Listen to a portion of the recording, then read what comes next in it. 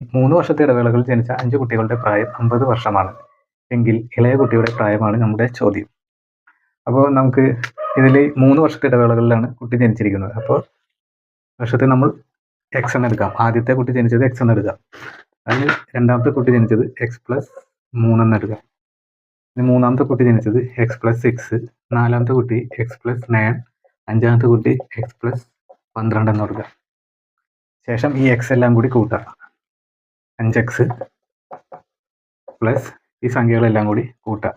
അപ്പോൾ 12, 9, 6, 3 കൂടി ടോട്ടൽ ചെയ്യുമ്പോൾ നമുക്ക് 30 കിട്ടും.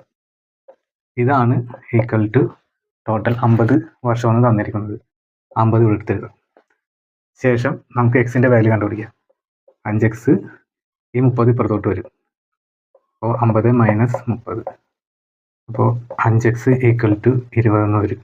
X equal to 20/5 4. അപ്പോൾ നമുക്ക് കിട്ടും 4. ഏറ്റവും ഇളയ കുട്ടിയുടെ വയസ്സ്, അതായത് എക്സിൻ്റെ വയസ്സ് 4 എന്ന് കിട്ടും.